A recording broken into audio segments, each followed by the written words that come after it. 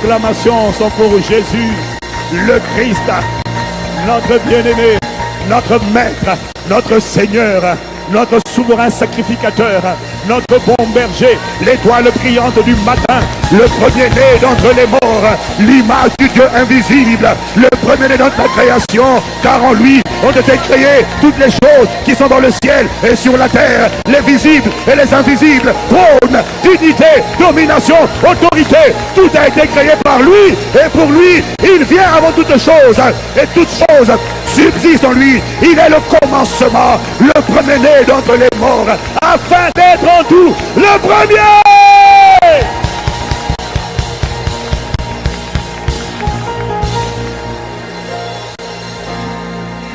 Magnifique et glorieux Esprit de Jésus, conduis-nous session après session sur le chemin de ta volonté. Ramène-nous sur les anciens sentiers que nous avions délaissés, les sentiers de la vérité.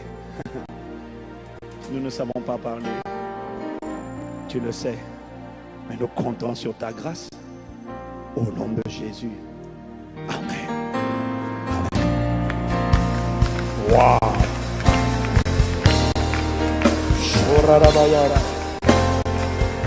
Avant de t'asseoir, je veux que tu me fasses un bon wow. Wow.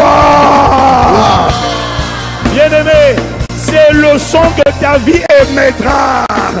Quand on verra ce que Dieu a fait dans ta vie, les gens diront wow. Ils diront à ton sujet wow. Acclame la présence du Saint-Esprit. L'Esprit de Jésus est dans la place.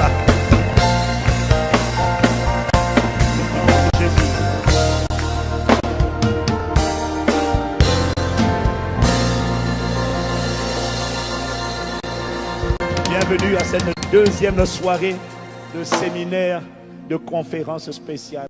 Bien-aimé, ne rate aucune session.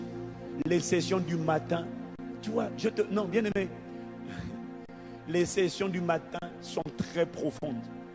Le pasteur Christian que tu as vu enseigner le matin sur, c'était quoi? Vivre les promesses de Dieu. Oui, Christian. C'était dans les finances, hein? Oui, mais c'était vivre les promesses de Dieu dans ce domaine-là. Voilà. Il est crédible. Il a, en 7 ans, rien que 7 ans, dans ce qu'on nous a défini comme le cimetière des églises en Belgique. C'est le pasteur des églises Impact Centre Chrétien dans tout le Benelux. En 7 ans, Impact Centre Chrétien Bruxelles, mais il a aussi Liège, il a aussi Luxembourg, est en train d'écrire une histoire extraordinaire. C'est l'église avec le plus haut niveau d'excellence dans toute la Belgique, l'église protestante. C'est pas nous, c'est la fédération protestante qui a dit ça. Et c'est c'est peut-être la première, peut-être, si ce n'est pas la deuxième plus grande ou la troisième plus grande église de toute la Belgique, en 7 ans. On a commencé avec 40 personnes. Aujourd'hui, il y a plus de 1000 adultes, sans compter les enfants. Plus de 1000. Dieu écrit une histoire extraordinaire à travers lui. Le pasteur Teddy, il a plus de 5 églises sous sa responsabilité à Cotonou. Au Bénin, pas à Cotonou, au Bénin, en Afrique de l'Ouest. La terre du vaudou. Ils ont dit que c'est la terre du vaudou. Ce n'est plus la terre du vaudou. C'est la terre du Seigneur Jésus-Christ.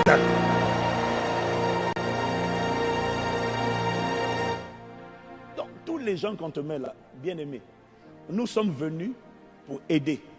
Nous sommes venus pour assister. Nous sommes venus pour donner la main d'association. Nous sommes venus, pas pour une église, sinon on aurait fait ça à l'église. Un pays ne sera pas changé avec une église. Un pays sera changé avec un corps.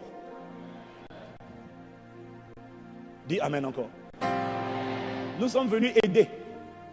Nous sommes venus tirer. Nous assumons la grâce que Dieu nous a faite. Quelqu'un a dit, si tu vois une personne opérer à une dimension où tu n'opères pas, ça veut dire qu'il connaît des choses que tu ne connais pas. Et il a des grâces que tu n'as pas. Et nous sommes venus pour partager ces grâces. Afin de tirer tout le corps. Et ce que Dieu a décidé de faire ici, se fera au nom de Jésus. Cette semaine, Au nom de Jésus. Veuillez vous asseoir dans sa présence. Acclamons encore la présence du Saint-Esprit.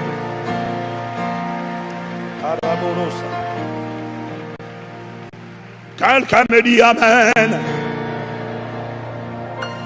Ce soir, je vais vous parler de la clé maîtresse qui te qualifie pour vivre l'héritage, les promesses, tout ce que Dieu a annoncé. Il y a une clé maîtresse qui te qualifie. Et tous les intervenants de la journée en ont parlé déjà. Ce soir, en fait, quand on dit vive les promesses de Dieu, de quoi on est en train de parler, bien-aimés? On est simplement en train de parler de vivre l'extraordinaire divin ou encore le surnaturel divin. Quelqu'un me suit, il dit Amen. Vive les promesses de Dieu. La manifestation d'une vie de promesses de Dieu, l'héritage de Dieu, c'est la manifestation de la vie surnaturelle. La vie extraordinaire, la vie abondante. C'est ça que Dieu veut pour toi et pour moi.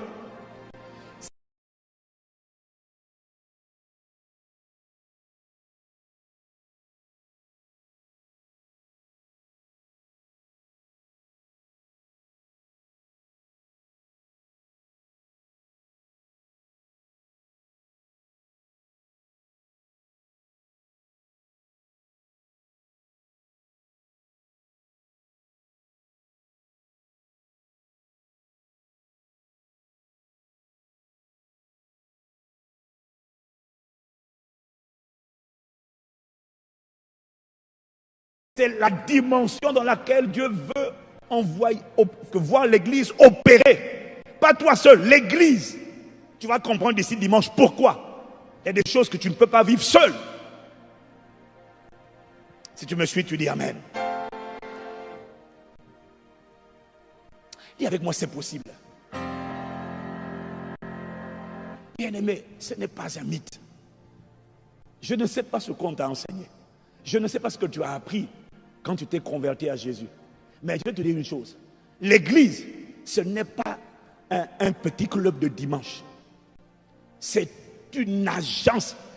Ecclésia, c'est ça, le mot grec de église. Jésus a dit, je bâtirai mon église. Le mot grec ecclésia est traduit aussi par assemblée. Sauf que nous, on pense que le mot assemblée, c'est un mot religieux. Parce que Jésus n'a pas dit je bâtirai l'église, il a dit je bâtirai mon église. Pourquoi? Parce qu'à l'époque où il a dit ça, César avait son église. Il avait son assemblée. On appelait le Sénat. L'assemblée des gens qui commandaient les affaires de l'Empire romain avec lui. Jésus a dit, moi je bâtirai mon église. Les portes du séjour des morts. Moi aussi j'aurai mon assemblée. Pourquoi assemblée nationale? Ça t'a pas l'air religieux, mais quand on dit assemblée de Jésus, tu penses que c'est religieux. C'est pas religieux. Il est en train de parler d'un corps constitué. Des gens qui vont commander, gouverner les affaires de la terre au siècle des siècles. Ton petit Amen révèle qu'il y a quelque chose que tu n'as pas encore compris. En fait, ce qu'il faut que tu comprennes, l'église est là. L'église n'est pas là pour chanter. Quand on chante, c'est pas pour chanter. Quand on chante, on respecte un protocole qui permet d'attirer la présence de sa majesté au milieu de nous. Ça n'a rien de religieux. Parce que si on chante les chorales et que la présence ne vient pas, le ministère de la louange a échoué. Le but de la louange, c'est pas de chanter. C'est d'amener une présence manifeste au milieu de nous. Il est présent. Maintenant, il faut qu'il se manifeste et il siège. Lorsque l'adoration est faite en esprit et en vérité, il se manifeste. Et quand il se manifeste, tu ne le vois pas avec tes yeux physiques, mais tu commences à savoir qu'il est dans la place. Parce que soudainement, quelqu'un dit, soudainement, un démoniaque dit, ah, ça brûle. Quelqu'un dit, ah, ma jambe, quelque chose est sorti de moi. Alléluia. Ça, c'est quand il se manifeste. Le Seigneur va se manifester ce soir, demain matin, demain midi, demain soir et dimanche. Oh, dis-moi un bon amen.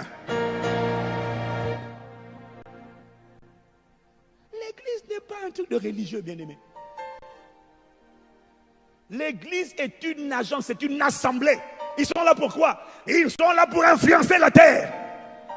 La lumière pour éclairer et pour impacter. Ils ne sont pas là pour rester enfermés le dimanche et puis pour être vaincus, opprimés, comprimés, déprimés. Satan joue avec eux comme on joue au football et puis ils repartent à la maison. Aïe, j'ai mal. Non! C'est pas ça l'église. C'est une plateforme où tu viens endommager, tu ressors requinqué, rétabli. Les démons t'ont quitté. Tu es libéré pour devenir un libérateur. Tu es sauvé pour devenir un sauveur dans ton environnement, un sauveur à l'école, un sauveur au travail, un instrument d'impact, un agent d'influence qui donne à ta génération l'envie de revenir à Jésus. L'église n'est pas un truc de religieux. Et c'est pour opérer à cette dimension qu'il te faut l'héritage. Sans héritage, tu n'es pas enviable. C'est pour ça qu'il faut opérer dans la dimension où tu vis les promesses, tu vis la parole. Ce que Dieu a dit s'accomplit. Dis encore amen. Alors Saint-Esprit, vraiment nous comptons sur toi ce soir pour nous instruire, nous délivrer des chemins non tracés que nous avons suivis. Je vous ai dit hier, il m'a dit, s'il y a une différence entre votre condition et ma parole n'a pas changé. Je ne suis pas homme pour mentir, ni le fils d'un homme pour se repentir. Ce que j'ai dit, ne le ferai-je pas? Ce qu'il a dit, ne l'exécutera-t-il pas? Dieu ne ment pas. Si ça ne s'accomplit pas, il y a des choses qu'on n'a pas compris. Maintenant, la question, c'est qu'est-ce qu'on n'a pas compris? Voilà pourquoi on va parler de la clé maîtresse. Si tu me suis, tu dis Amen. Et je t'ai dit hier, en introduction, qu'il faut revenir dans les anciens sentiers. Alors on repart dans Jérémie 6, versets 16 à 17. Il faut revenir aux anciens sentiers. Parce qu'il n'y a rien de nouveau sous le soleil. Non, il n'y a rien de nouveau. Sodome et Gomorrhe existaient déjà hier. La sodomie, ça n'est pas d'aujourd'hui. L'homme n'a rien créé de nouveau. Ce sont les mêmes péchés. Ainsi parle l'Éternel. Placez-vous sur les chemins. Regardez. Et demandez quels sont les anciens sentiers. Quelle est la bonne voie? Une fois que vous avez trouvé cette bonne voie, marchez-y et vous trouverez le repos de vos âmes. Mais eux, le peuple, répondent, nous n'y marcherons pas. Ils ne veulent pas. J'ai mis près de vous des sentinelles. Soyez attentifs au son de la trompette. Mais ils répondent, nous n'y serons pas attentifs. Parce qu'ils ne veulent pas voir les anciens sentiers.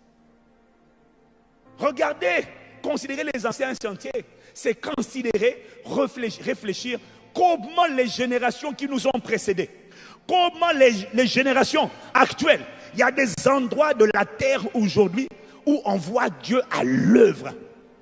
Je te dis, comme le réveil de Albonunga. Est-ce que quelqu'un me suit? Il y a des dimensions où tu sens comment l'évangile a transformé la région, a transformé la ville, a transformé le village. C'est de ça qu'on veut. Les boîtes de nuit sont vidées, les bars sont vidés, il n'y a plus d'alcool. Les gens vont célébrer dans les boîtes de jour, fini les boîtes de nuit. La prostitution est éradiquée. Il y a un raz-de-marée du Saint-Esprit. Les cœurs reviennent à Jésus. Fini les adultères, fini les impudicités, fini les masturbations. Les gens deviennent saints comme Dieu est saint. Fini la pauvreté. Non, c'est fini. Le manque, la galère, la pauvreté. Non, le peuple entier entre dans une phase de prospérité. C'est possible, bien-aimé. Oh, je te promets que c'est possible. Mais quels sont les sentiers suivis par tous ceux qui ont vu cette dimension-là? Quels sentiers ils ont pris? Ce sont des anciens sentiers. Ils ont fait comment? Regarde la génération Moïse. Pourquoi est-ce qu'ils ont échoué à entrer dans Canaan? C'était la dimension des promesses de Dieu, la dimension de l'héritage. Pourquoi ils ont échoué? C'est simple. À cause de leur incrédulité. Mais ce n'est pas leur incrédulité seulement, c'est leur désobéissance. C'est la désobéissance. Dieu dit, allez, faites la guerre. Ils disent, ah non, ils sont trop grands. Tu dis, allez, je vous donne le pays. Ils disent, non, on n'a pas envie. La désobéissance. Est-ce que quelqu'un me suit? Tu vois, la génération Moïse n'avait pas compris pourquoi Dieu les a rachetés. Ils étaient sous la tyrannie de Pharaon. Ils étaient esclaves de Pharaon. Ils n'ont pas compris pourquoi Dieu les avait rachetés, alors qu'à plusieurs reprises, Dieu dit, comme dans Exode, chapitre 7, au verset 26, ainsi Moïse va vers Pharaon et tu lui diras, ainsi parle l'Éternel, laisse aller mon peuple afin qu'il me serve. Dis avec moi, afin que je le serve. Ils n'ont pas compris le but de la rédemption. Ce que je dis, c'est du béaba de l'évangile. Mais ce sont les anciens sentiers, mon frère. Nous, on a voulu créer des nouveaux sentiers. Il dit, laisse aller mon peuple afin qu'il me serve. Ça veut dire quoi? Servir une personne, c'est travailler pour cette personne. Servir une personne, ce n'est pas se servir soi-même. Ce n'est pas travailler pour ses intérêts personnels. Si on t'appelle à servir une personne, ça veut dire que tu es censé t'inquiéter pour faire plaisir à cette personne. Tu n'as pas le droit de t'inquiéter à ton sujet. Ton but, c'est que cette personne que tu sers prenne plaisir. Parce que si elle prend plaisir, elle va te récompenser.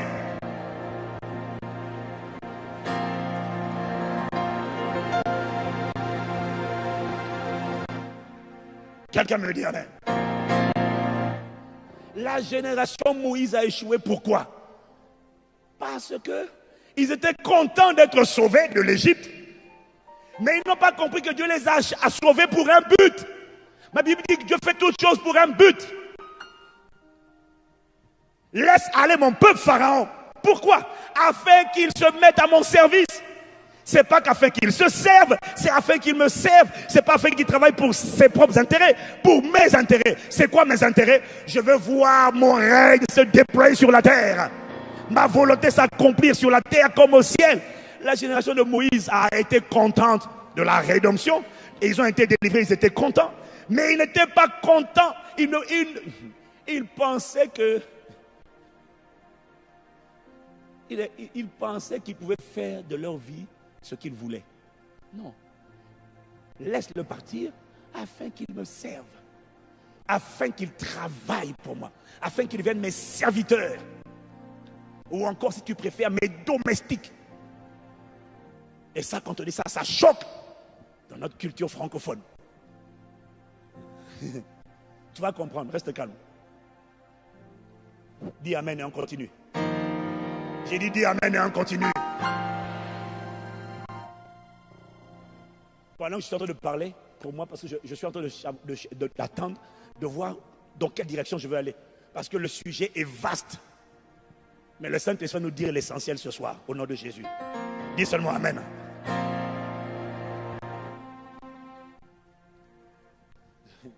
La génération Moïse n'a pas compris, bien-aimé. En fait, Dieu est simple. Ce que tu n'as pas compris, c'est que avant que Dieu ne te sauve, tu servais déjà quelqu'un. Israël servait Pharaon. C'était une figure du diable. Nous avons été rachetés par le sang de Jésus. Pourquoi? Pourquoi? Pour le servir, c'est-à-dire pour lui appartenir et travailler pour ses intérêts.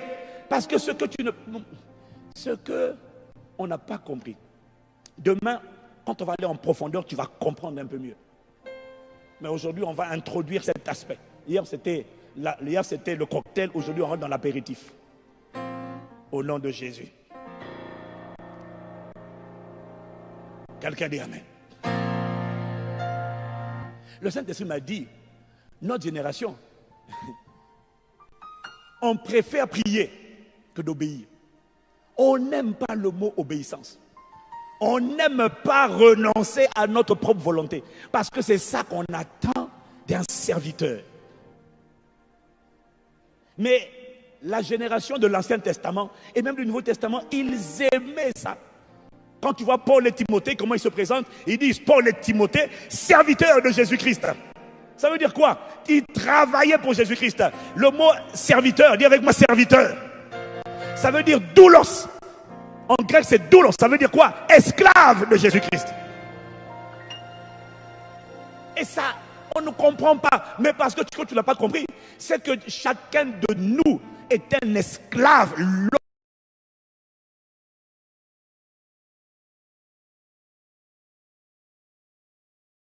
L'homme intérieur, l'esprit de l'homme est un esclave. L'esprit de l'homme est un esclave. Quand tu dis ça dans la francophonie, les gens disent ah non, l'abolition de l'esclavage c'est fini. Non, ce qui est fini en 1948, c'est l'esclavage de ton corps qui a été aboli. Mais sinon, ton esprit, afin, la suite s'il vous plaît, afin de marcher. Non, pour marcher ou afin ou pour marcher d'une manière digne du Seigneur et lui plaire, dit la version second 21, et lui plaire entièrement. Paul priait pour que les chrétiens connaissent sa volonté et lui fassent plaisir. Mais pourquoi Paul prie?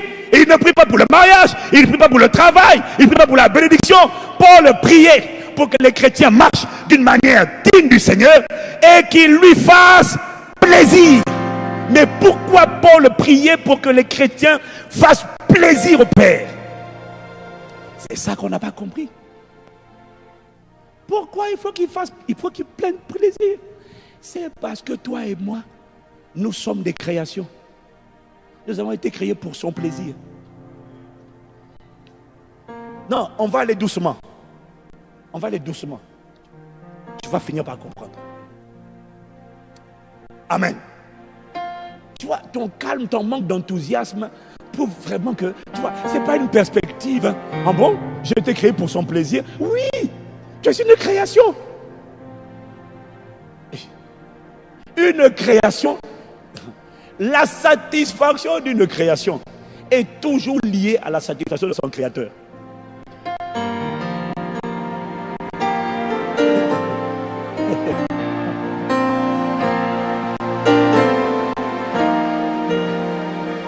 La satisfaction d'une création est toujours liée à la satisfaction de celui qui l'a créé.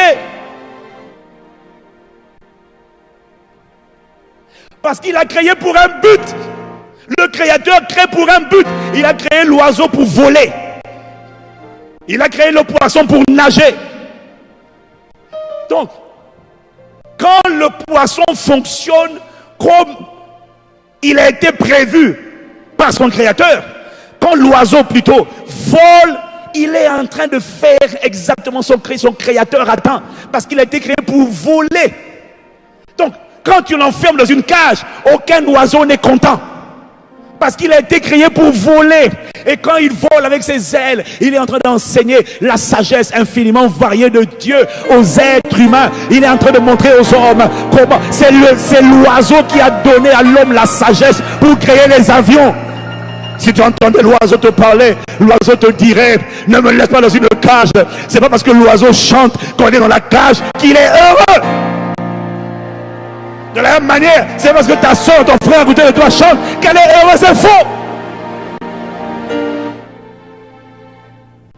C'est pas parce qu'un chimpanzé dans une cage sourit qu'il est heureux. Il est heureux quand il fonctionne comme il a été prévu qu'il fonctionne. Colossiens chapitre 1, verset 16.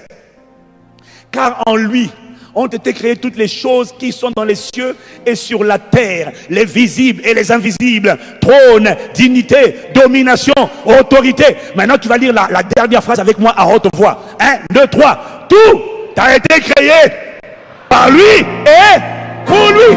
Ça veut dire quoi? Tu as été créé par lui, mon frère, par la parole qui a créé toutes choses. Et tu as été créé pourquoi? Pour lui, c'est-à-dire pour son plaisir. Tu es une création. C'est comme si on dit on crée la voiture pour rouler. Et la voiture dit non. Tant que tu ne vas pas fonctionner comme tu as été prévu de fonctionner, tu ne seras pas heureux.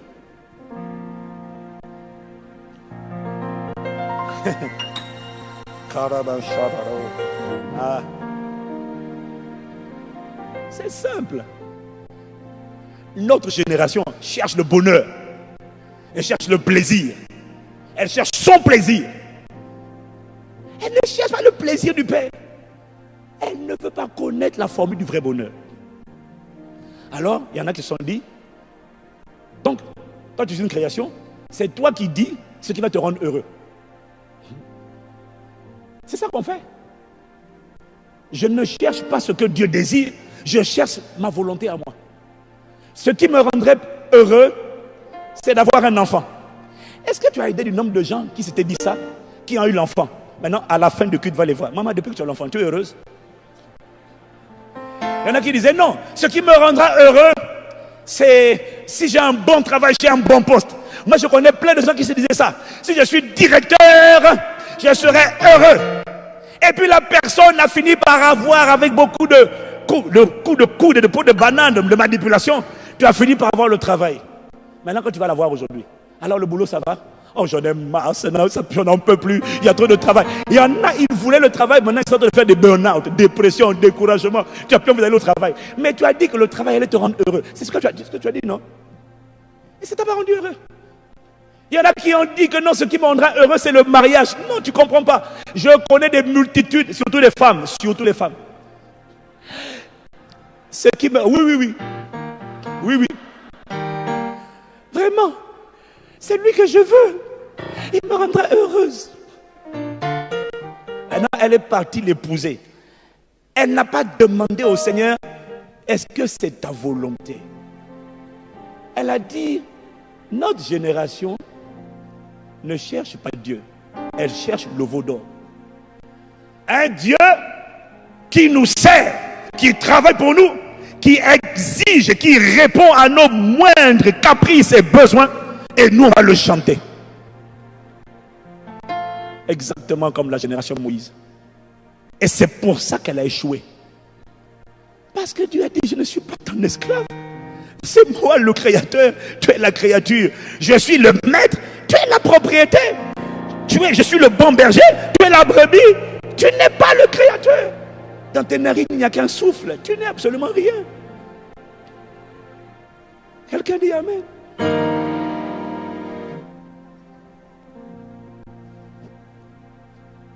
Qu'est-ce que j'essaie de te dire? Tu vois, je vais aller un peu de manière désordonnée, mais ce que tu veux prendre, tu prends. Amen.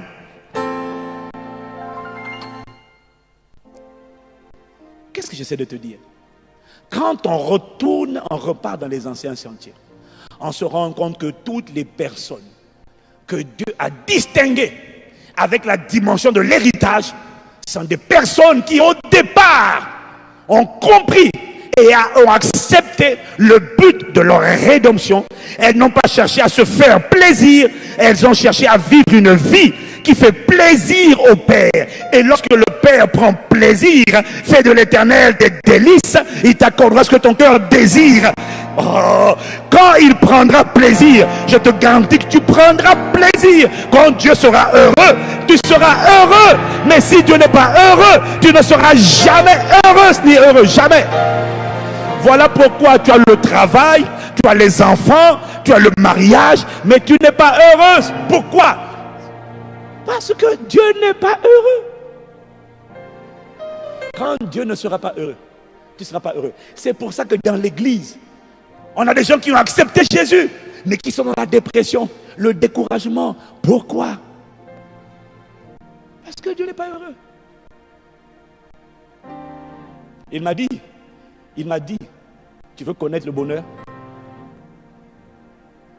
Assure-toi que je sois content, que je prenne plaisir, tu prendras plaisir. Il m'a dit, tu as été créé pour mon plaisir.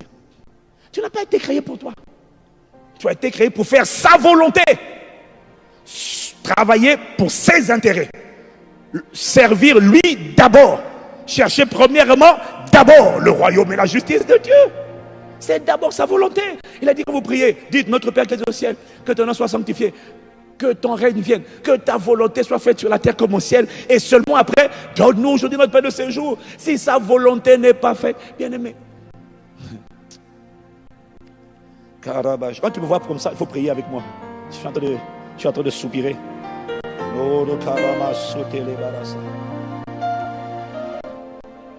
tellement ça.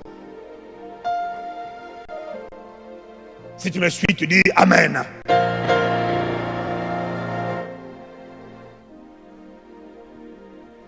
Tu vois, le Saint-Esprit m'a dit, vous avez essayé de vous faire plaisir, de faire plaisir aux gens. Si tu veux être heureux, qui veut connaître le vrai bonheur dans la vie? Le vrai bonheur. Non, lève la main, lève la main. Il m'a dit, tu veux connaître le vrai bonheur? Assure-toi que Dieu soit heureux. Parce qu'il est ton créateur. Si Dieu n'est pas heureux, tu ne seras pas heureux. Tu ne seras pas heureux. Et quand il me parlait de ça, il m'a donné l'exemple de Michael Phelps. Michael Phelps, c'est champion olympique de natation, recordman du monde, 23 médailles d'or. 23 médailles d'or aux Jeux olympiques pendant plusieurs années. 28 au total si on compte les médailles d'argent. Michael Phelps a 23 médailles d'or. Il a gagné, il est content, il a rendu l'Amérique content. Mais Michael Phelps, depuis des années, souffre de dépression. Comment peut-on gagner autant de médailles et vivre dans la dépression? Yannick Noah, après avoir gagné la coupe Davis, non, pas la coupe Davis, Roland Garros. Après avoir gagné Roland Garros, il a fait la dépression. Le chanteur Renaud, il a sorti des albums célèbres et puis il a basculé dans la dépression et dans l'alcool. Mais pourquoi, alors qu'il a gagné des titres, il a accompli des exploits, il a fait plaisir à l'Amérique, il s'est fait plaisir à lui-même, pourquoi est-ce qu'il est dans la dépression? Le Saint-Esprit m'a dit, c'est parce qu'il a rendu, il s'est fait plaisir, il a fait plaisir à son pays, mais il n'a pas fait plaisir à son Créateur. Et quand le Créateur ne prend pas plaisir, il m'a expliqué ce qui se passe dans la vie de beaucoup de ces personnes. Tu vois qu'on admire parfois, on ne les connaît pas, on ne les voit pas derrière le rideau. L'équipe de France, le capitaine de l'équipe de France, récemment, ils ont gagné la Coupe du Monde et on a attrapé le capitaine de l'équipe de France, ivre au volant. Tu en as entendu parler, non? Il a perdu le permis pour 6 mois maintenant. Ivre. Mais ma Bible dit, dans Proverbe chapitre 31, que les gens qui s'enivrent sont des gens qui boivent pour oublier leur misère. Quelqu'un qui est heureux ne boit pas l'alcool.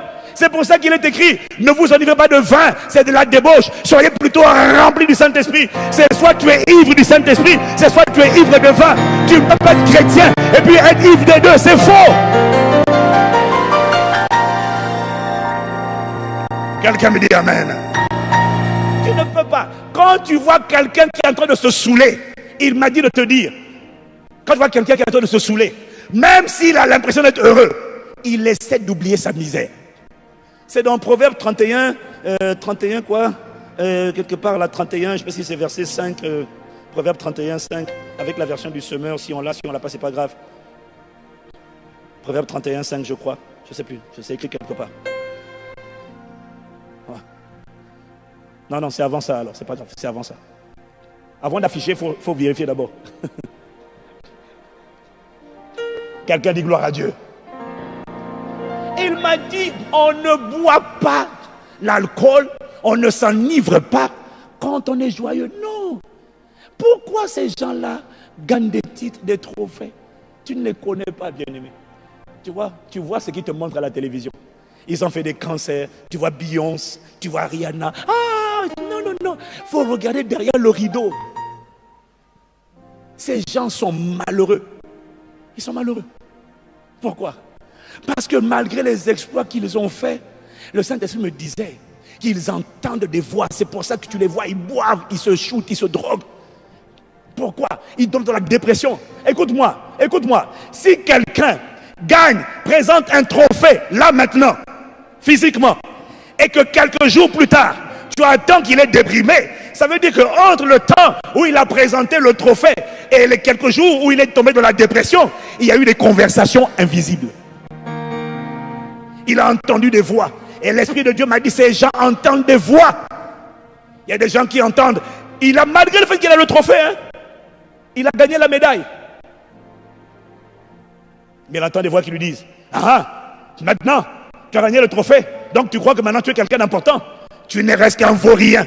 Ton papa ne t'a pas aimé, ta maman ne t'a pas aimé. Et puis là il dit, oui mais j'ai quand même gagné la médaille. Tu es un vaurien, gagner la médaille ne t'apportera rien. Mais pourquoi tu me dis ça? C'est à cause de toi que tes parents ont divorcé. Il y a la voix de l'accusateur, il y a la voix de celui qui culpabilise. Les gens entendent des voix. Ils entendent des voix. C'est à cause de toi. Oui, tu as gagné, d'accord, maintenant tu es champion du monde. Mais ta femme, elle est où? Tes enfants, ils sont où? À cause de toi, tes enfants, parce que tu n'es jamais à la maison, tes enfants ont abandonné, tes enfants sont nuls, tes enfants sont perdus quelque part. Oui mais regarde, j'ai au moins gagné la médaille, encourage-moi. Satan ne sait pas encourager, Satan ne sait pas célébrer, Satan ne sait pas motiver, Satan ne sait pas aimer, Satan ne sait pas louer quelqu'un, non. Il sait calomnier, critiquer, il est là pour détruire, égorger, voler, il abat, il culpabilise les gens sans cesse. Et le Saint-Esprit m'a dit, il y a une conversation invisible. Il y a une conversation. Je ne comprenais pas. Mais quand on a rencontré le pasteur Donnie McClurkin pendant qu'on était à Haïti, parce qu'il connaît personnellement Beyoncé, il a son téléphone, il a rencontré déjà Beyoncé. Et un jour, Beyoncé, après un cancer où les gens acclamaient, lui il a vu après le cancer. Elle était en train de faire une dépression. Elle dit, j'en ai assez, je n'en fais jamais assez. Chaque fois que je fais, je me sens toujours. Parce que Beyoncé a signé un pacte avec un démon. Vous le savez, non? Sacha Fierce, il s'appelle. Elle dit, mais il n'est jamais content, il n'est jamais content, il me demande toujours plus, je n'en peux plus. Elle faisait une dépression. Et c'est Donnie McClurkin qu'elle a appelé pour l'encourager, pour lui donner quelques bonnes paroles. Pourquoi? Parce qu'après la performance scénique, quand le rideau est tiré, la vérité, tu vois, c'est que Satan ne sait pas encourager. Satan ne célèbre pas les gens. Satan culpabilise, Satan condamne, Satan accuse.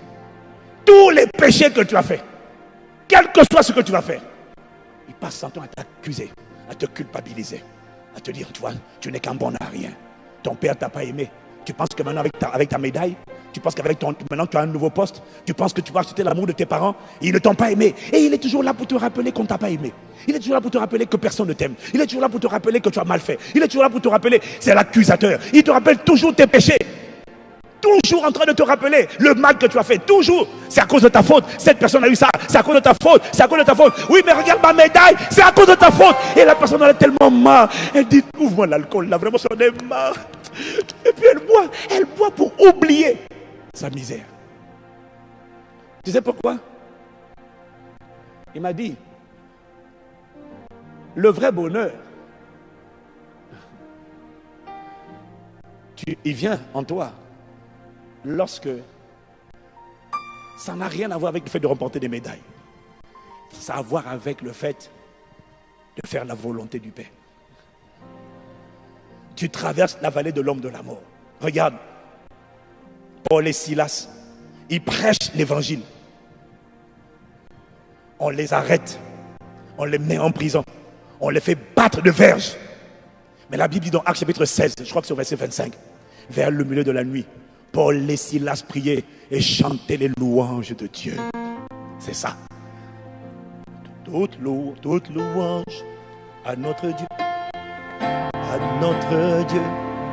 Toute l'adoration à notre Dieu. Toute louange à notre Dieu. Paul et Silas sont en prison, mon gars, mais tu les vois avec la toute la louange à notre Dieu, toute l'adoration à notre Dieu, toute louange. Mais Paul et Silas, vous chantez pourquoi? Parce que ma Bible dit, dans Jacques chapitre 5 au verset 13, quelqu'un est-il dans la joie qu'il chante des cantiques? Donc, quand il chantait des cantiques, quand tu chantes des cantiques, ça veut dire que tu es dans la joie. Est-ce que quelqu'un me suit? Pourquoi ils chantaient des cantiques? Parce qu'ils étaient joyeux. Mais ça veut dire quoi être joyeux? Ça veut dire qu'ils se sentaient heureux. Mais comment vous vous sentez heureux alors que vous êtes en prison? Regarde Paul, il a écrit Philippiens, l'épître aux Philippiens. Tu sais d'où il a écrit? Depuis la prison. Quel est le mot qui revient le plus dans l'épître aux Philippiens? C'est le mot joie. Réjouissez-vous dans le Seigneur. Réjouissez-vous. Je vous le répète, réjouissez-vous. Je m'en réjouis. Réjouissez-vous. Mais Paul, tu es en prison. Tu es en prison et tu nous dis à Dieu de nous réjouir. Mais pourquoi tu es content? tu es heureux. Alors que tu es en prison. Paul et Silas sont en prison. Mais ils chantent. Toute louange à notre Dieu. Chante, chante, chante, alléluia à notre roi. Gloire, alléluia à notre roi. Toute louange à notre Dieu. Il m'a dit, tu sais pourquoi ils étaient contents? Ils étaient heureux. Quand tu vas lire Actes chapitre 4 également, on a arrêté les disciples, on les a battus de verges. Et mais quand la Bible dit, quand ils sont sortis de là, ils étaient joyeux d'avoir été jugés dignes de subir les outrages pour le nom de Jésus. Est-ce que tu sais pourquoi ils étaient joyeux? Parce que à l'instant où ils étaient en prison, la voix du Saint-Esprit a rendu témoignage à leur esprit et leur a dit, bien joué, vous êtes mes bons et mes fidèles serviteurs, je suis fier de vous. Pourquoi Dieu était content? Parce que malgré le fait qu'ils étaient en prison, Dieu a pris plaisir, parce que la parole du royaume venait d'être propagée, des vies venaient d'être sauvées. Et tu vois, il m'a dit, quand Dieu est content, quel que soit l'endroit où tu es, tu vas juste sentir. C'est ce que dit la Bible. La Bible dit, Jésus tressaillit de joie et d'allégresse. Pourquoi? Ce n'est plus toi, c'est ce qu'on appelle la joie du Seigneur. Elle devient ta force. Néhémie 8 verset 10 dit, la joie du Seigneur sera notre force. Et cette joie est une puissance. Cette joie sauve, cette joie délivre. Et quand tu as cette joie du Seigneur, tu ne peux pas te saouler. Non. C'est une puissance. C'est une puissance qui délivre. Hein. Mon ami, elle délivre. Paul et Silas étaient dans la prison, en train de chanter, de louer. La Bible dit tout à coup, soudainement, brusquement, les fondements de la prison se sont ébranlés. Les portes de la prison ont commencé à s'ouvrir. Toutes les portes, toutes les serrures de tous les prisonniers se sont ouvertes. Pourquoi? Parce que la joie du Seigneur qui s'est déployée dans cet endroit a libéré une puissance. Et les prisonniers, les serrures, les blocages dans la vie de tous les prisonniers ont commencé à voir les cellules s'ouvrir. C'est-à-dire que cette joie a délivré des gens à travers eux. Waouh! Waouh!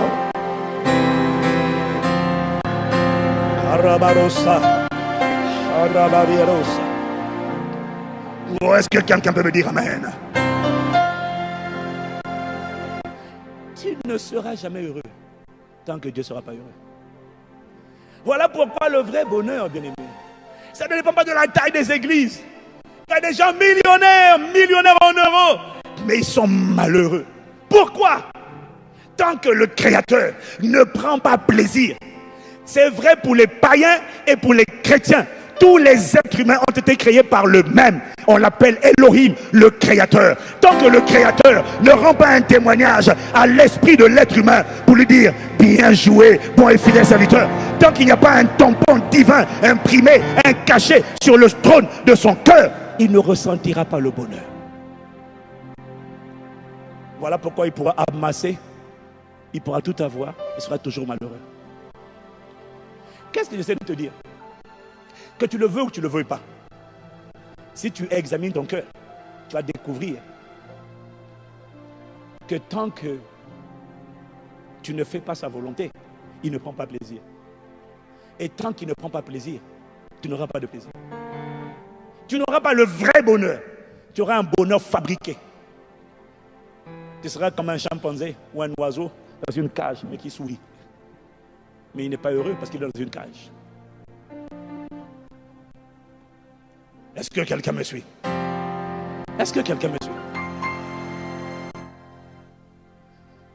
C'est quoi les anciens sentiers? C'est juste admettre le but de la rédemption.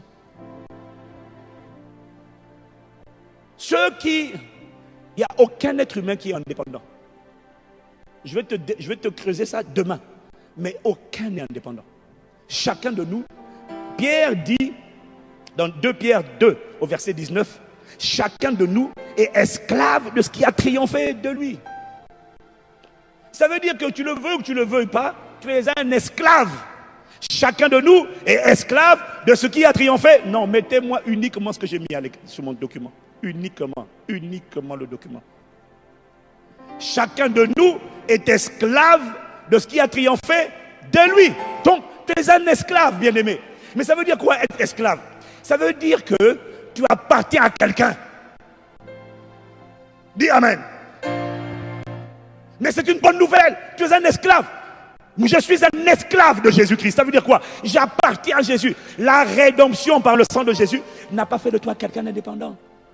La rédemption a fait de toi. Hier, tu étais esclave de Satan et du péché. L'épître qui en parle le mieux, c'est Romains chapitre 6. Parce que c'est dedans qui t'explique. Tu étais esclave du péché ou esclave de la justice. Esclave de Dieu ou esclave du diable. Mais tu es un esclave. Ça veut dire quoi? Tu es un esclave. Ça veut dire que tu es la propriété de quelqu'un. L'abolition de l'esclavage concernait ton corps, mais pas ton esprit. Chacun de nous est esclave de celui qui a triomphé. Qui? Il n'y a que 2 maîtres. La question c'est qui a triomphé de toi? Demain je t'expliquerai. La question n'est pas qui est-ce que tu pries. Non, non, non. C'est trop profond. La question c'est qui a triomphé de toi. Tu es un esclave. Tu es esclave. Tu dois aimer le mot esclave parce que c'est ce que tu es. La seule question c'est tu es esclave de qui? Ne dis pas de Jésus. Parce que Pierre dit de ce qui a triomphé de toi, de celui qui a triomphé de toi, qui prend tes mains, qui contrôle ta langue, qui contrôle ton corps. Tu vas où avec ton corps? Sur la femme étrangère? Tu vas te dire qui est ton maître. Parce qu'un esclave a un maître. Et il n'y a que 2 maîtres. Pourquoi les disciples étaient fiers d'être des esclaves de Jésus-Christ? Quand tu lis les épîtres, Paul dit, Paul, prisonnier de Jésus-Christ, serviteur de Jésus-Christ. Mais en réalité, le mot serviteur, c'est doulos, c'est esclave. Et le mot esclave décrit plus notre condition. Aujourd'hui, c'est plus esclave que serviteur qu'il faut dire. Tu sais pourquoi? Parce qu'un serviteur, il te sert. Mais vient le soir, il rentre chez lui. Dans le jargon d'aujourd'hui. Un esclave, il te sert. Mais quand il a fini de te servir, il t'appartient. Est-ce que quelqu'un me suit? Toi et moi, si tu acceptes Jésus, tu vois, le fait, quand Jésus nous a rachetés, il a fait de toi et moi des enfants de Dieu. Dis Amen. Dis Amen. Il a fait de toi un roi. Hein? J'ai dit, il a fait de toi un roi. Il a fait de toi un sacrificateur. Il a fait de toi l'épouse de Christ. Mais il a aussi fait de toi sa propriété. Ça veut dire que tu lui appartiens. Dis Amen. Je lui appartiens. C'est une bonne nouvelle. Voilà pourquoi l'enfer ne peut pas me tuer. Parce que j'ai été marqué d'un sceau. Parce que je vais bientôt atterrir, bien aimé. Je vais bientôt atterrir. Mais il faut que cette partie-là, on arrive à l'expliquer. Tu vois. Pourtant, elle est simple. Mais on est obligé de chercher des mots compliqués pour essayer de dire des choses simples et vraies. C'est simple. Est-ce que quelqu'un me suit?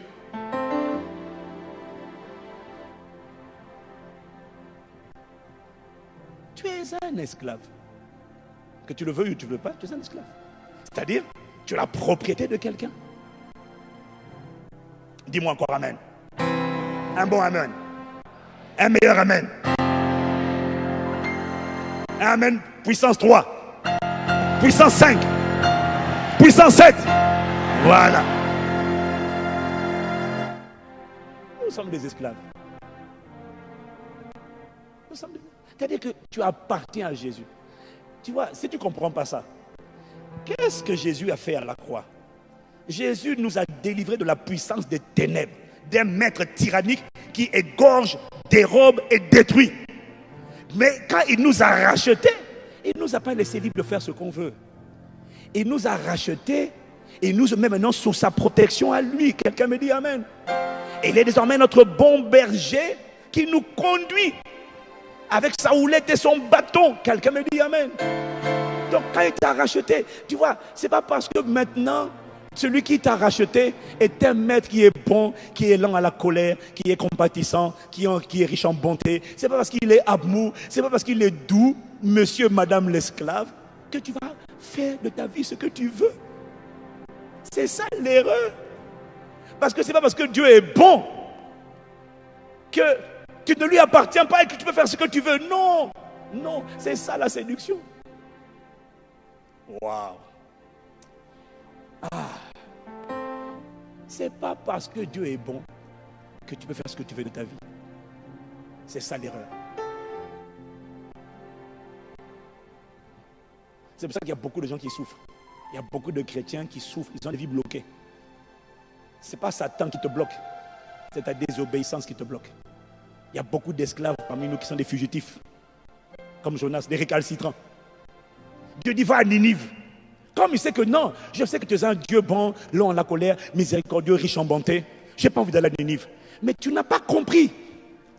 Non, tu n'as pas compris. Un esclave n'a pas de volonté propre. Il vit pour le plaisir de son maître. Il n'a pas le droit de faire ce qu'il veut. Pourquoi? Il appartient à son maître.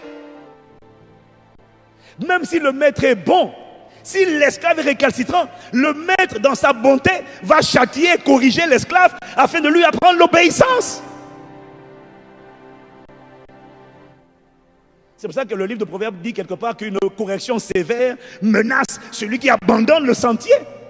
Et Dieu châtie ceux qu'il aime. Ce sont des choses simples, bien-aimés. Quand tu n'as pas compris ça, tu ne vas pas comprendre pourquoi. Tu vois, Dieu dit à Jonas, va à Ninive. Jonas dit non, je n'ai pas envie. Moi, je vais à Tarsis. Il y en a beaucoup, on est comme ça. Je dis, ah bon? Donc, parce que je suis doux, tu penses que je suis doudou. Ah bon? Donc, parce que je suis bon, toi, tu penses que je suis bonbon. Oh, mais de toute façon, c'est la grâce. L'évangile de la grâce. Dieu est bon, couchons comme on veut. Non. Dieu dit, tu seras saint comme je suis saint. Oh non, mais c'est pas grave, Dieu comprend. Ah bon? Ah bon? Tu as vu ça où? Tu as vu ça dans la Bible, toi? Mais tu lui appartiens. Il dit que ton corps est le temple du Saint-Esprit. Et il dit, ton corps ne t'appartient pas, c'est pas à toi. Bon, toi tu dis, j'emmène mon corps où je veux. Il dit, ah bon? Et tu veux être heureuse? Vas-y. Bon, dis-moi, ça t'a rendu heureux? L'impudicité à gauche, à droite, ça t'a rendu heureux? Non, attends.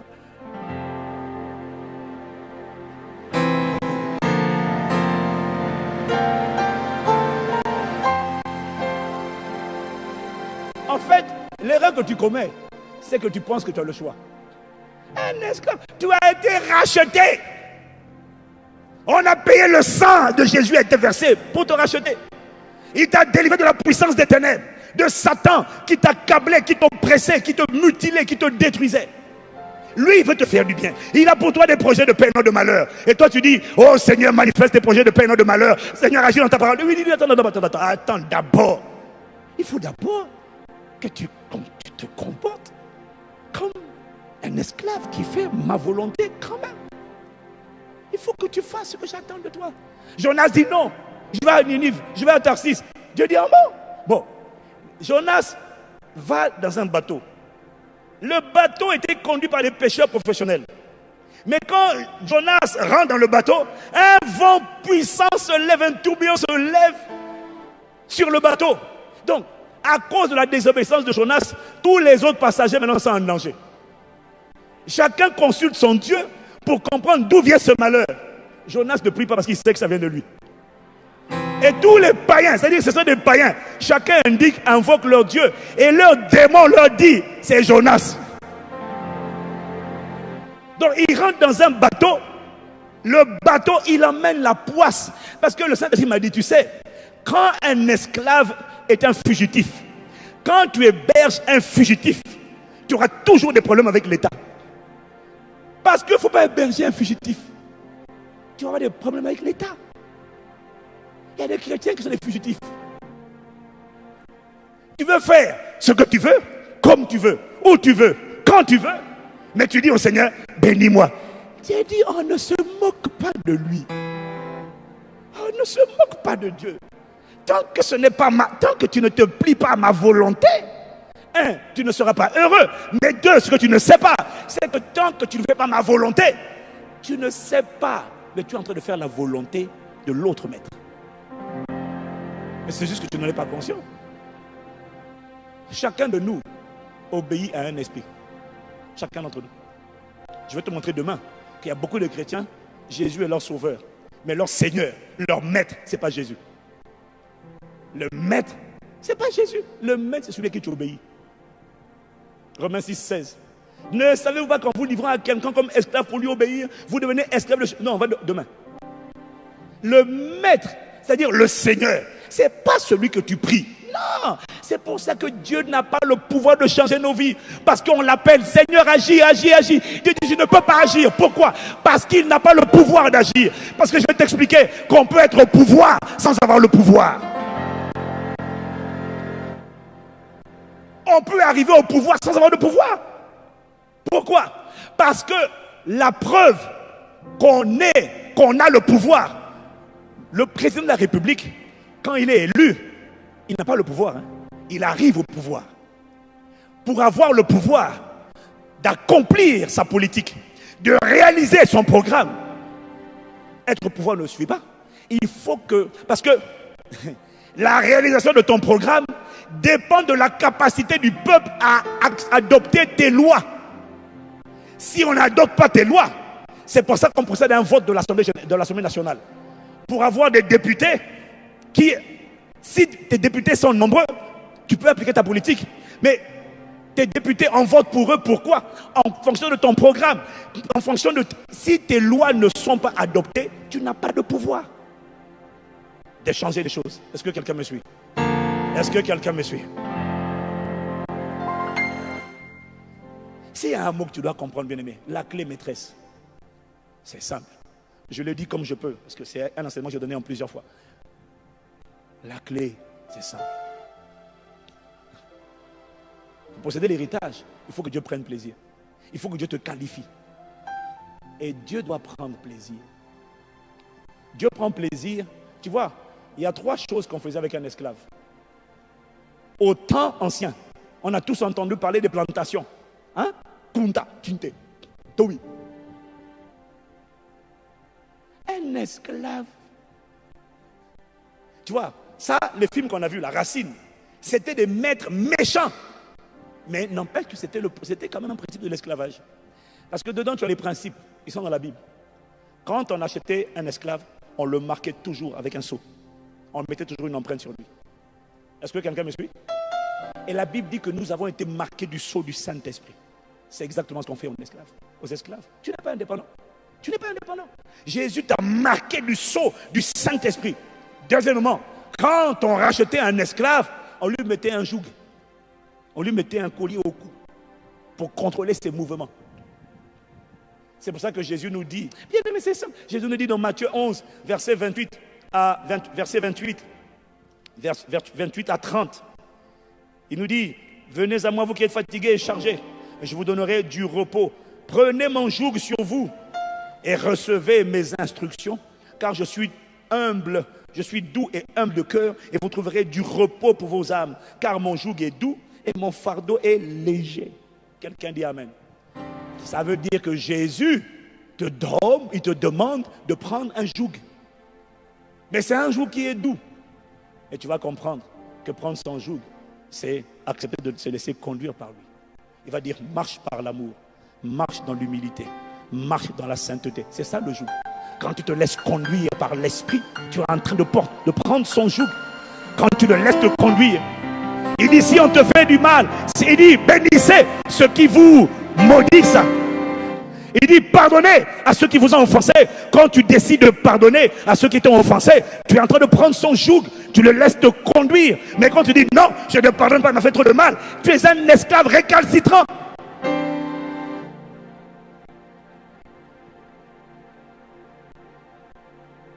Je suis en train d'atterrir, j'atterris. Bon, dis à ton voisin, il atterrit. En fait, où est-ce que je voulais en venir ce soir? Tu vois, où est-ce que je voulais en venir? Je voulais te dire, regarde. Dis avec moi, j'ai un héritage. Tu vois, ce que tu n'as pas compris, est-ce qu'on n'avait pas compris, c'est que ta capacité à prendre la qualité de vie que tu auras, ta capacité à vivre les promesses de Dieu, à vivre l'héritage de Dieu, à vivre ce que Dieu a dit, ce sur quoi il s'est engagé, va dépendre de ta capacité à travailler pour lui, pour son plaisir, d'abord à lui faire plaisir. Quand il prendra plaisir, tu prendras plaisir. Pourquoi? Parce que quand il prend plaisir, il récompense toujours.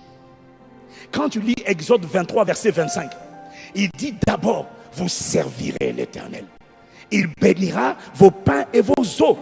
J'éloignerai la maladie du milieu de toi. Mais la première phrase, c'est vous servirez. Vous vous comporterez en esclave, vous m'appartiendrez. Et un esclave doit d'abord vivre pour le plaisir de son maître. Le Saint-Esprit m'a dit une chose récemment. Il m'a dit, un esclave n'a pas le droit de s'inquiéter pour lui. Si un esclave doit se faire du souci, doit s'inquiéter, il ne doit pas s'inquiéter pour sa vie. Il doit s'inquiéter pour le faire plaisir à son maître. Il m'a dit, tu n'as pas le droit de t'inquiéter de ta santé. Parce que quand un esclave s'inquiète pour lui, alors qu'il existe pour servir son maître, l'esclave ne se rend pas compte, mais Dieu le considère comme déloyal. Parce que l'inquiétude met l'accent, le zoom sur moi, alors que je n'existe pas pour moi, j'ai été créé pour lui. Il m'a dit, voilà pourquoi les gens qui sont inquiets ne sont jamais exaucés. C'est pour ça qu'il dit, ne vous inquiétez pas. Je sais que vous avez des questions, mais ne vous inquiétez pas de comment vous allez manger, de quoi vous serez vêtus. Ne t'inquiète pas de ta santé, ne t'inquiète pas de ta maladie, ne t'inquiète pas. L'inquiétude ne va pas amener la main de Dieu à s'étendre sur ta vie. Non, l'inquiétude te rend déloyal. Il m'a dit, ce n'est pas à toi de t'inquiéter. C'est au maître, quand il voit que son serviteur n'est pas bien, alors que son serviteur lui fait plaisir, c'est le maître qui va se précipiter de guérir son serviteur, de plaider auprès. Il m'a dit, c'est le centenier romain qui allait voir Jésus pour dire, j'ai un serviteur qui est malade, s'il te plaît, dis seulement un mot, mon serviteur sera guéri. Pourquoi?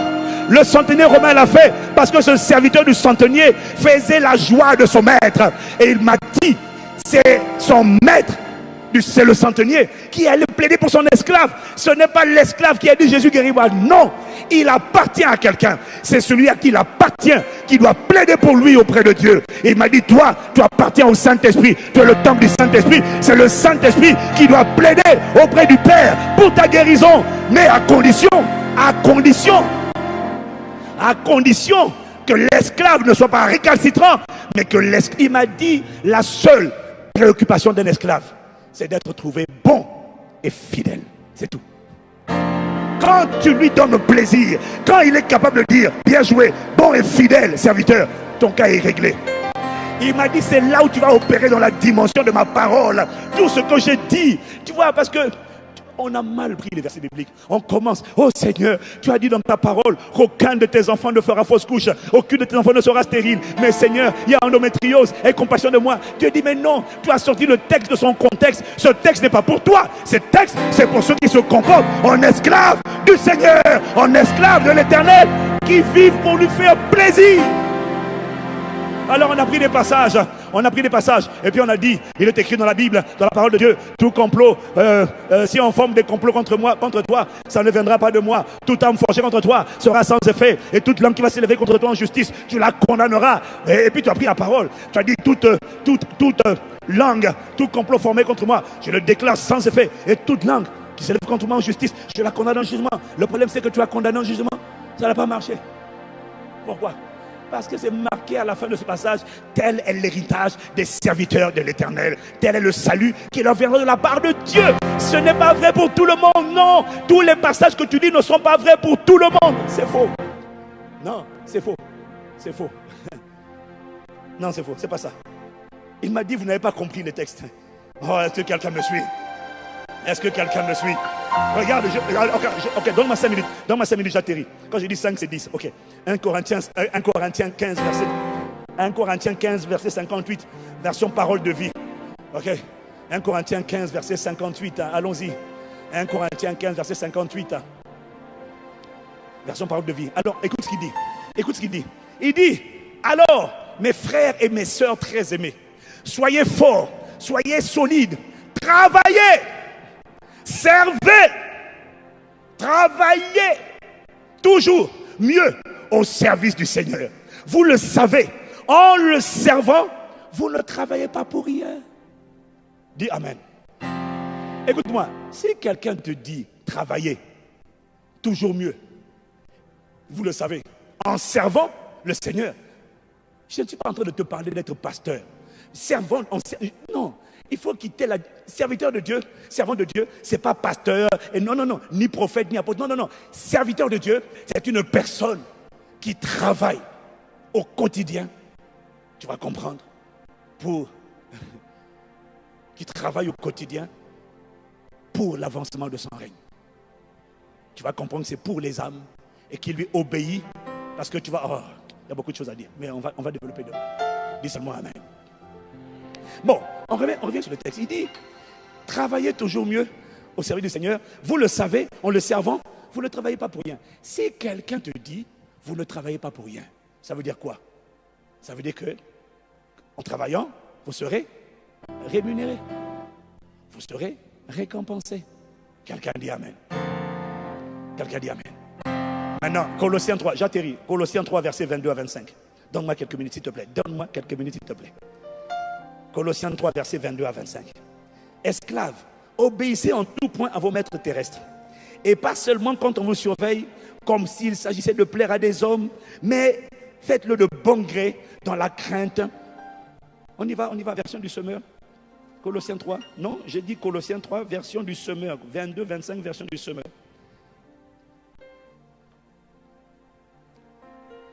Esclaves, obéissez en tout point à vos maîtres terrestres, et pas seulement quand on vous surveille, comme s'il s'agissait de plaire à des hommes, mais de bon gré dans la crainte du Seigneur.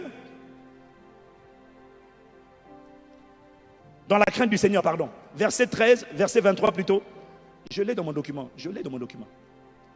Verset 23. Quel que soit votre travail, je dois l'avoir à l'écran, sinon ils ne vont pas comprendre ce que je suis en train de dire.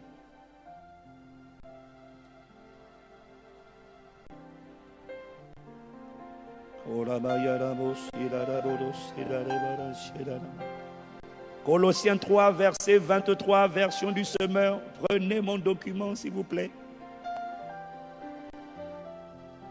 Ok, on va avancer.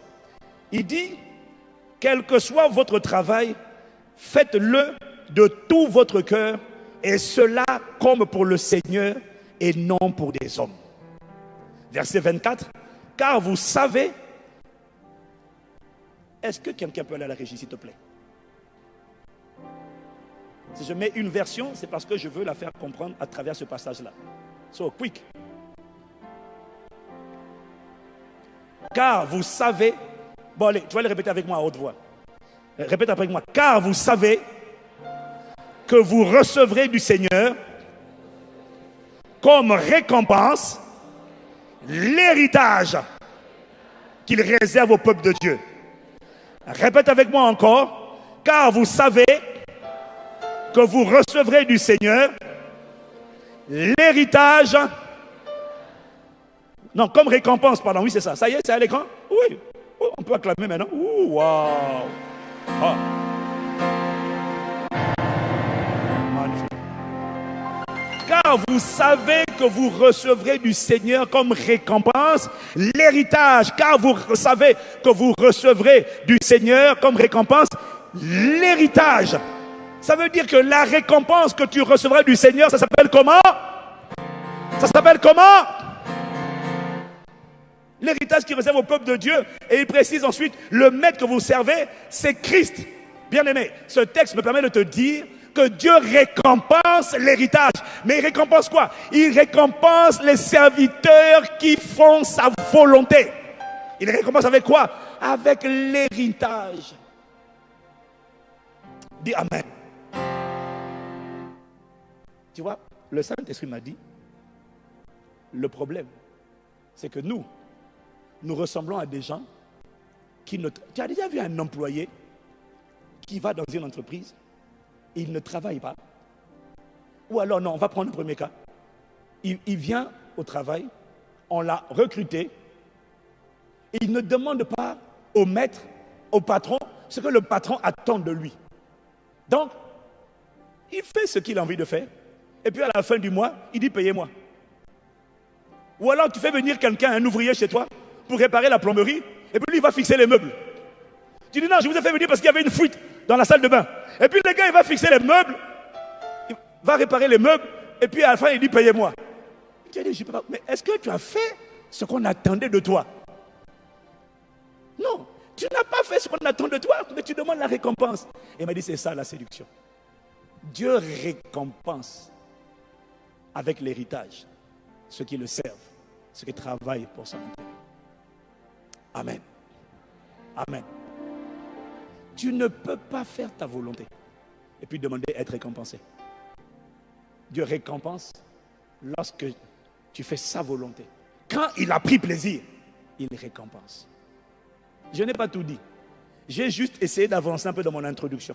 À partir de demain, on va rentrer dans le message. Amen. Amen.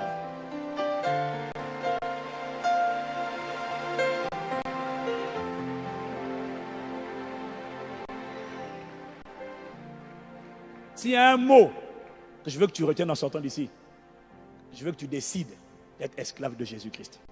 Parce que tu es un esclave déjà. Sauf que tous les esclaves ne sont pas obéissants. Il y a des esclaves qui sont récalcitrants. Être esclave récalcitrant, ça va emmener des tempêtes à se lever dans ta vie inutilement. Ça va mener des ouragans et ça va te faire finir dans le ventre d'un poisson. Là où ta vie est bloquée, en train de tourner en rond. Et parmi nous, beaucoup sont en train de tourner en rond. Et tu accuses, pasteur, c'est sûrement un esprit d'échec. Non, c'est de la désobéissance. Oh non, c'est sûrement un esprit de blocage. Non, dans le ventre du poisson, on ne fait rien. Ce n'est pas aucun poisson, aucun démon n'est trop fort pour te bloquer. L'obéissance à Dieu te confère une puissance extraordinaire. Je vais t'expliquer ça demain. L'obéissance est une puissance redoutable. Et tu vas comprendre pourquoi Satan n'a pas de problème quand tu pries. Satan n'a pas de problème si tu pries. Satan va se réveiller le jour où tu vas décider d'obéir à Jésus, de prendre Dieu au sérieux. Tu vas voir, je vais t'expliquer pourquoi. Bien aimé, c'est la clé. C'est la clé. Incline la tête avec moi. Demain, je te parlerai. Là, je t'ai parlé de la clé maîtresse qui te qualifie pour vivre l'héritage. Cette clé, c'est juste accepter de se comporter comme un esclave de Jésus.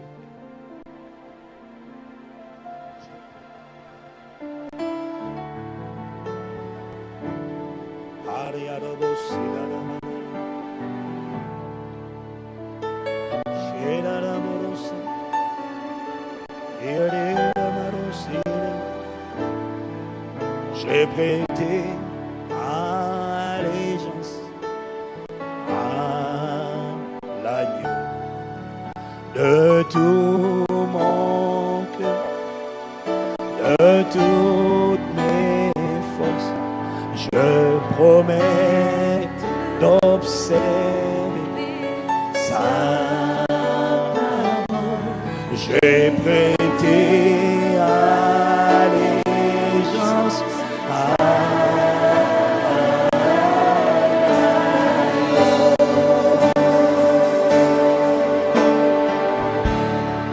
lorsque j'ai accepté Jésus, j'ai prêté allégeance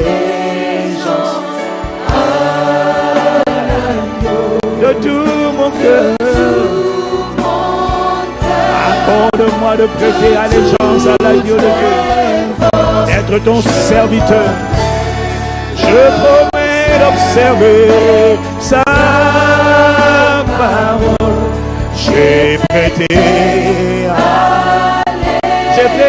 allégeance.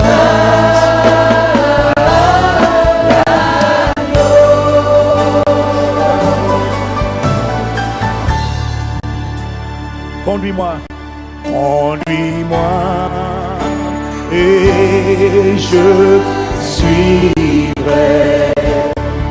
Conduis-moi. Tu es le bon berger, tu es le créateur. Père, tu m'appelles. Je te répondrai. Tu m'appelles à être un serviteur, à être une propriété, à être un esclave de Jésus qui vit pour ton plaisir. C'est la première clé. Vivre d'abord, tu m'appelles.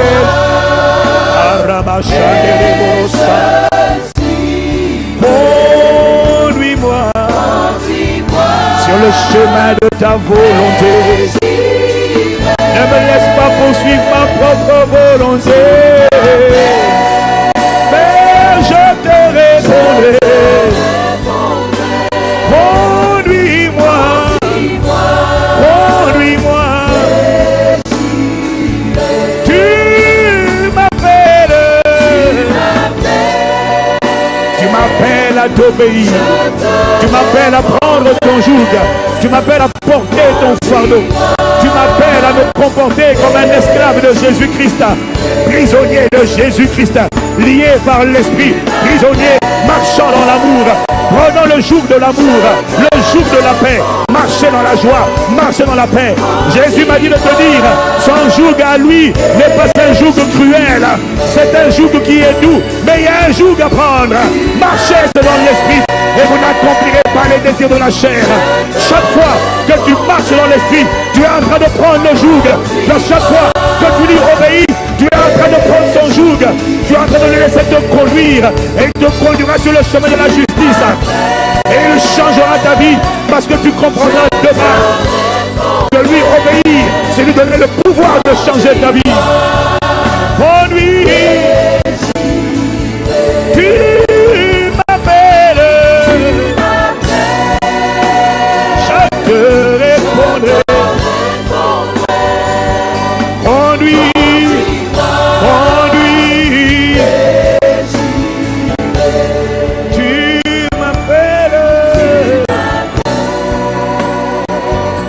À revenir sur les anciens sentiers, les sentiers qui étaient déjà tracés, et à quitter les sentiers qui ne sont pas tracés.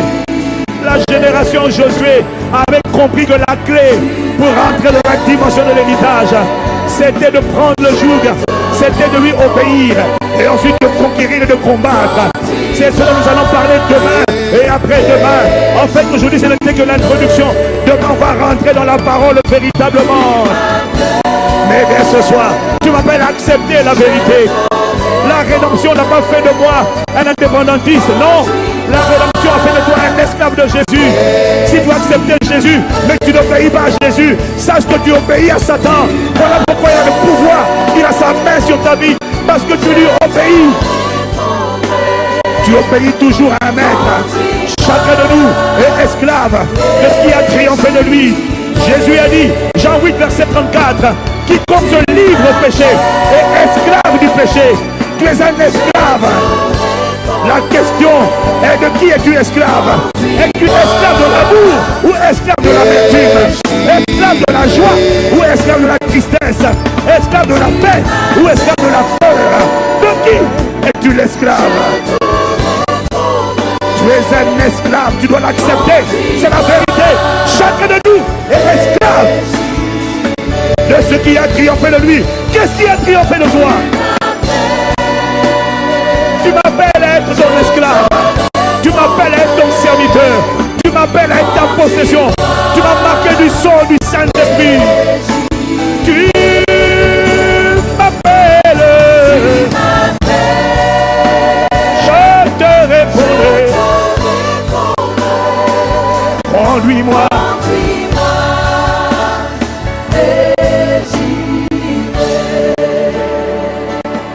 Tu m'as.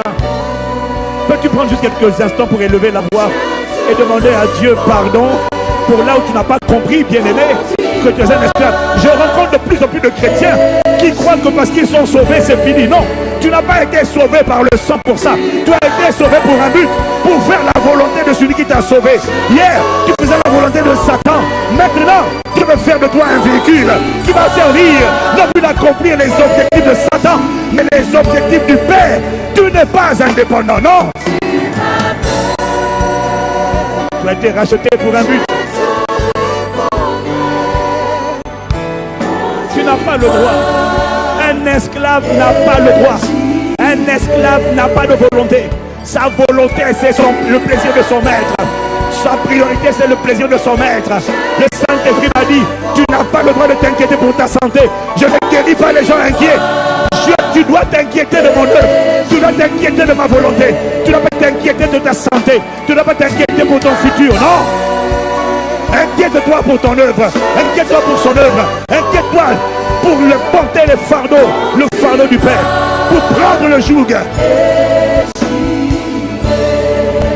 Si tu dois t'inquiéter, inquiète-toi de n'être pas trouvé fidèle et bon serviteur. Ce qui doit te préoccuper, c'est est-ce que je dirai à ton sujet bon et fidèle serviteur. Parce que lorsque Dieu dit bon et fidèle, la suite c'est la récompense. Reçois le gouvernement de 10 000. Hop, dans la joie de ton maître. Et lorsque Dieu prend plaisir, lorsqu'il peut attester à ton sujet que tu es un bon serviteur, tu es fidèle, tu fais ce qu'on attendait de toi et tu as un bon cœur. Ma Bible dit, Dieu n'est pas injuste pour oublier le travail et l'amour que vous avez démontré pour son nom. Dieu n'est pas injuste pour oublier votre travail et l'amour que vous avez montré. Dieu n'est pas injuste pour oublier. Si Dieu dit qu'il n'est pas injuste pour oublier, ça veut dire que Dieu est celui qui récompense. Et il m'a dit, bien-aimé, si les patrons récompensent à la fin du mois, je suis le meilleur des patrons, je suis le meilleur des maîtres. Si les hommes récompensent, à combien plus forte raison moi, je récompense par ma fidélité. Je veille sur ma parole pour l'exécuter. Si tu fais ta part, si tu m'obéis, tout ce qu'il a dit dans sa parole est assorti d'une condition. Même la manifestation de l'héritage est assortie d'une condition. Si tu fais, si vous obéissez, si vous mettez en pratique, vous serez bénis plus que tous les autres peuples de la terre. Si vous mettez en pratique, si tu mets en pratique, ça veut dire, si tu fais ce qu'il désire. Bien-aimé, je veux te laisser avec une méditation. En fait, je veux te laisser avec une pensée que je veux que tu comprennes. C'est que ta vie aujourd'hui fait plaisir à quelqu'un. Dans le monde spirituel, il n'y a que 2 maîtres. Il n'y a pas 3, il n'y en a que 2. 2 royaumes, 2 influences, 2 natures, 2 temples. Soit tu es le temple du Saint-Esprit, soit tu es le temple des démons. Ce n'est pas une injure. Si tu n'appartiens pas à Jésus, alors pour l'instant, ton corps est le temple d'un démon. Et je tiens à te dire, en fait, tu fais plaisir aujourd'hui à un maître. Là où tu es déjà aujourd'hui, il y a quelqu'un que tu aimes, il y a quelqu'un que tu as en horreur. Il y a quelqu'un il y a quelqu'un à qui tu es attaché, il y en a un autre que tu méprises. Aujourd'hui, là où tu es, parmi les 2 maîtres qui existent, il y en a déjà un qui prend plaisir. Parce que tu fais sa volonté. Quand il parle, tu exécutes. Quand il te suggère une pensée, tu te précipites pour agir. Aujourd'hui, là où tu es, tu fais le plaisir d'un maître. Chacun de nous est esclave de ce qui a triomphé de lui. Tu as un maître, tu es un esclave et tu fais le plaisir d'un maître. Tu fais le plaisir de celui à qui tu obéis. Parce que il se sert de ton corps pour accomplir ses objectifs. Parce que les esprits sont invisibles. Ils se manifestent à travers les corps. Le champ de bataille du combat spirituel, c'est le corps de l'homme. C'est l'être humain. Tout le monde essaie de contrôler l'homme. Celui qui contrôle l'homme contrôle le monde. Celui qui contrôle l'homme contrôle la terre. Aujourd'hui, tu fais le plaisir d'un maître. La question est, de qui fais-tu le plaisir aujourd'hui? À qui obéis-tu? Qui peut dire à ton sujet, lui, il fait ma volonté. Dès que je parle, dès que je lui murmure une pensée, elle s'exécute. Dès que je dis critique, elle critique. Calomnie, elle calomnie. Couche, elle couche. Vole, elle vole. Ment, elle ment. Tu fais le plaisir de celui à qui tu obéis. En fait, tu dois comprendre, même si tu ne veux pas faire la volonté de Dieu, tu es déjà en train de faire la volonté d'un maître. Mais moi, je te pose une question. Qu'est-ce que ce maître appelé Satan, le diable, a fait pour toi? Pourquoi est-ce que tu fais sa volonté? Qu'est-ce qu'il a fait pour toi? Qu'est-ce qu'il a accompli dans ta vie? Est-ce qu'il a versé son sang pour toi? Est-ce qu'il t'a racheté? Est-ce qu'il t'a pardonné? Est-ce qu'il t'a aimé le premier? Qu'est-ce qu'il a fait pour toi? Pour que tu vives pour son plaisir. À qui fais-tu plaisir? Qu'est-ce qu'il a fait pour toi? Réfléchis. Qu'est-ce qu'il a fait pour toi? Tu lui donnes ton corps pour l'impudicité? Dis-moi, est-ce qu'il t'a récompensé? En quoi t'a-t-il récompensé? Tu donnes ta bouche pour commérer, critiquer, calomnier, injurier. Qu'est-ce qu'il a fait pour toi? Bien-aimé, aujourd'hui, tu fais déjà le plaisir de quelqu'un. Nul ne peut servir de maître. Il y en a un que tu hais, il y en a un autre que tu aimes. Qui est aimé, qui est haï? La réponse ne dépend pas de où tu vas prier le dimanche.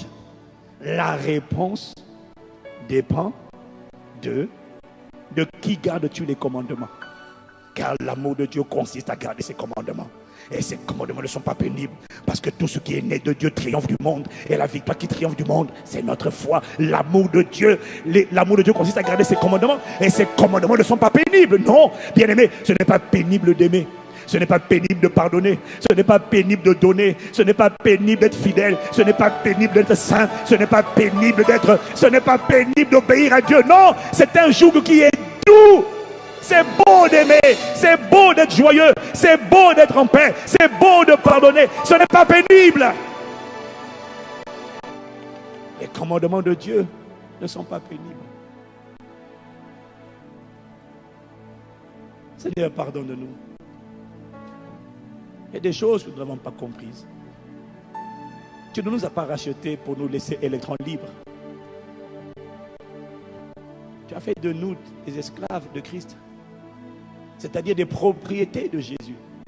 Mais gloire à ton nom. Parce que si je suis ta propriété, alors le méchant ne peut pas me détruire comme il veut. Non. Parce que je suis marqué d'un sceau invisible. Propriété du Saint-Esprit, racheté par le sang de l'agneau, intouchable. Waouh. C'est ce que la rédemption a produit. Illumine les yeux de nos cœurs.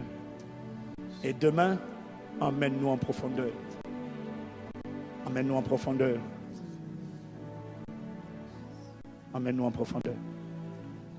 Demain, on va véritablement commencer. Tu comprendras, bien-aimé, que Dieu ne peut pas changer la vie d'une personne qui ne lui obéit pas. Mais si tu n'obéis pas à Dieu, tu obéis à Satan. Tu obéis à un démon. Prends la résolution de ce soir. Réfléchis. Qu'est-ce que Satan a fait pour toi? Il a bloqué ta vie, bloqué ta famille, frappé tes parents, frappé des gens que tu connais de mort subite, d'envoûtement, d'enchantement. Qu'est-ce qu'il a fait de bon? Pourquoi ne décides-tu pas vraiment de donner ta vie à Jésus et de suivre Jésus? Parce que la vérité, au commencement, avant que le péché n'entre sur la terre, toi et moi, nous avons été créés par lui et pour lui, pour son plaisir. Et quand il prendra plaisir, tu prendras plaisir. Et demain, je t'expliquerai que Dieu prend plaisir lorsque tu prends son joug et que tu portes son fardeau. Tu vas comprendre comment c'est simple si le Seigneur nous fait grâce d'expliquer ces choses. Et quand Dieu prend plaisir, il récompense, il rémunère. Il est le rémunérateur. Il n'est pas injuste pour oublier le travail, le service. Non, il n'est pas injuste. Non. Ça veut dire que Dieu récompense. Quand tu prieras, il l'exaucera. Pourquoi? Parce qu'il va examiner. Est-ce que cette servante, ce serviteur, est-ce que je peux dire de toi que tu es un bon et fidèle serviteur qui fait la volonté de son maître? Renonce à l'inquiétude. Renonce à la peur.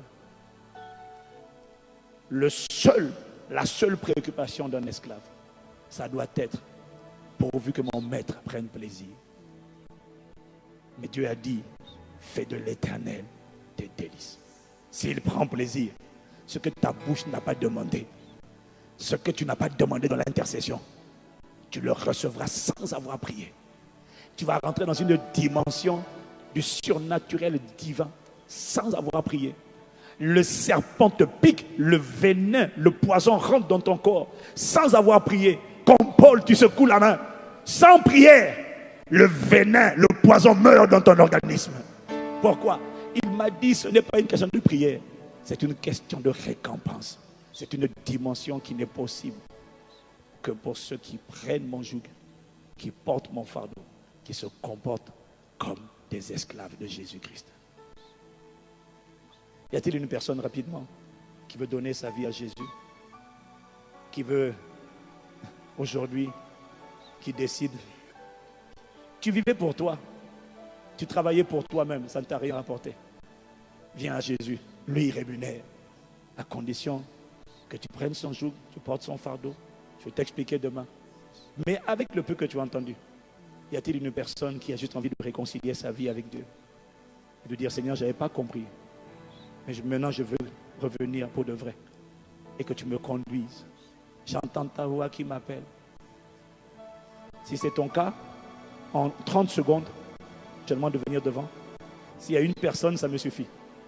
Mais l'heure est déjà avancée, dépassée. Je ne garderai pas plus longtemps le micro. 30 secondes, tu viens vite devant, on va prier pour toi. Vite devant. Et on acclame le Seigneur. Tu m'appelles, je te réponds. Est-ce qu'il y a quelqu'un qui veut répondre? Oui, oui, oui, viens vite, viens vite, viens vite, viens vite. Tu m'appelles. Ne regarde ni à gauche ni à droite, on est en train d'acclamer pour t'encourager. On est en train d'acclamer pour t'encourager. On est en train d'acclamer pour t'encourager. Ne regarde pas ton voisin, ne regarde pas ta voisine, n'aie pas honte de lui.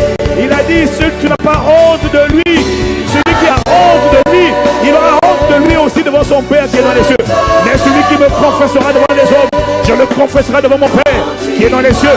Ne regarde ni à gauche ni à droite, et viens vite, viens vite, viens vite. Tu m'appelles, je te répondrai. Est-ce que toi qui es dans l'assemblée, tu peux acclamer pour nos bien-aimés?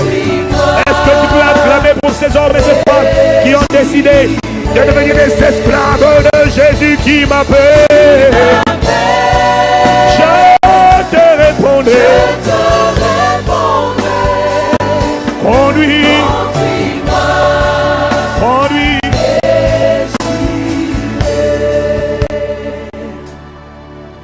Wow. Bien-aimé, est-ce qu'on doit donner de l'acclamation? Est-ce qu'on peut vraiment apprécier le ministère du Saint-Esprit?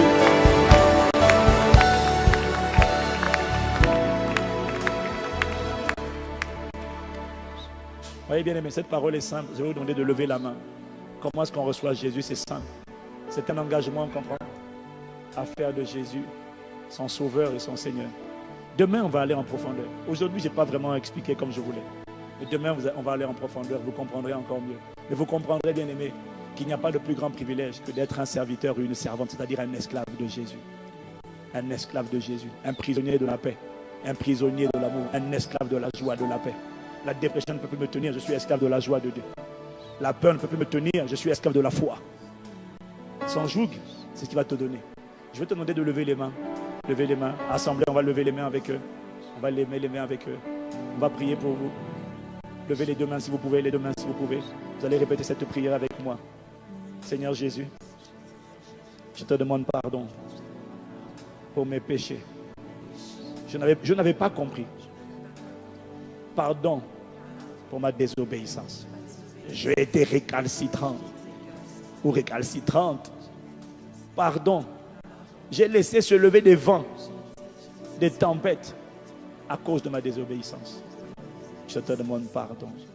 Pour mon ignorance, je te demande pardon. Viens dans ma vie.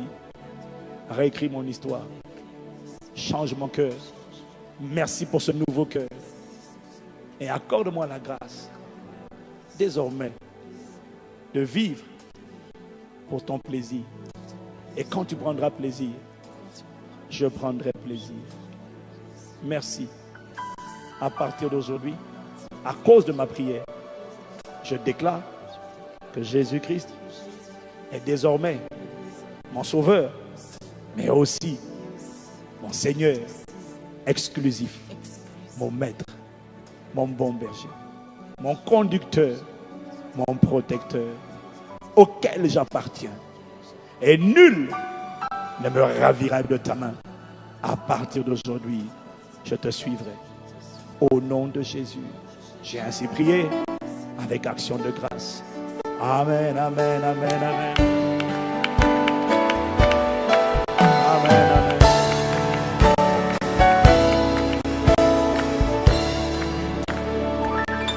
Bien-aimé, cette prière, elle a l'air simple, mais elle est profonde.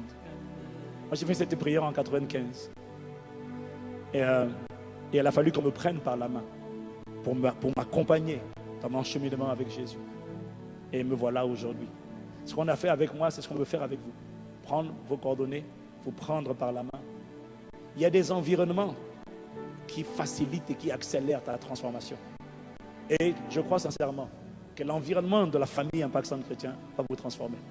Parce que c'est ce qui se passe pour toutes les personnes. En moins de 3 mois, vous n'allez pas vous reconnaître. On ne vous reconnaîtra pas. La main de Satan sera définitivement brisée. Le Seigneur va réécrire totalement votre histoire. Et votre vie deviendra belle à voir. Un témoignage enviable sortira de vous. À la gloire de son nom. Au nom de Jésus. Est-ce que vous pouvez suivre les conseillers qui sont sur ma gauche? Je vais prendre vos coordonnées. On ne va pas vous garder longtemps, pas longtemps. Mais on veut juste prendre vos coordonnées. Est-ce que tu peux faire monter des acclamations pour eux, s'il te plaît, pour les encourager?